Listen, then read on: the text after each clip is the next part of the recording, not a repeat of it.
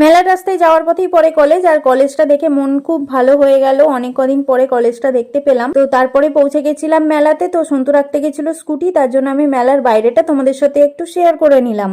তো একদম মেলার এন্ট্রেন্সটাও তোমাদের সাথে শেয়ার করে নিচ্ছি। মিলন মেলা বিগ বাজার বলে এবার লিখেছে। তো তারপরে ভেতরে এন্ট্রি করে নিলাম, আর এন্ট্রি করার পরে দেখছি মানুষের প্রচুর ভিড়। তাও ভিড়টা একটু কমই ছিল। আর এত দোকান বসেছে যেগুলোতে মন কাটছিল, মনে হচ্ছিল কিছু না কিছু কিনে নিয়ে যাই, কিন্তু আমি কিচ্ছু কিনিনি। আর সেদিনকে একটু বৃষ্টি পড়েছিল সকালের দিকে, তার জন্য একটু কাদা কাদা হয়েছিল।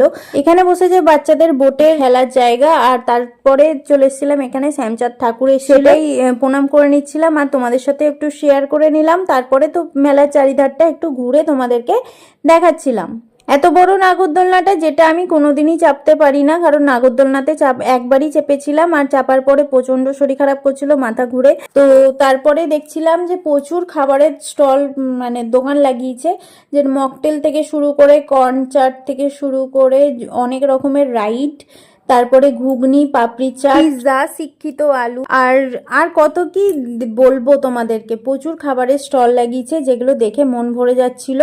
তো আমরা সেদিনকে কিছুই খাইনি, আমরা খেয়েছিলাম শুধুমাত্র ফুচকা, যেটা কাঁদি থেকে আসে, খুব ভালো বানায়। ফুচকার দোকানে ফুচকাটা ছিল হেভি টেস্টি, 10 টাকায় 4 পিস দিচ্ছিল। তো আমরা কিছুটা খেয়ে তারপরে চলে গেছিলাম ফটোর জন্য একটা বল কিনতে। মেলাতে গেলে এমনিতে ওর জন্য কিছু না কিছু কিনে আনা হয়, বেসিক্যালি এই বলটা কেনাই হয়।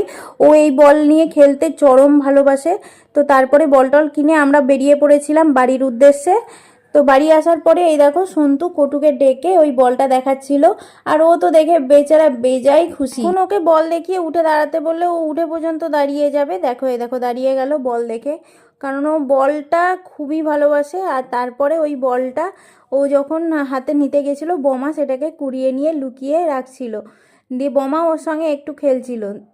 আর ও খুঁজে খুঁজে বেড়াচ্ছিল। বল পেয়ে গেল মানে ও আর কাউকে চিনে না, এই বলটা নিয়ে এবার সারাদিন পড়ে থাকবে। তো আমি চাইতে গেলাম, আমাকে তো দিলই না। তো চলো আজকের ব্লগটা এই পর্যন্তই।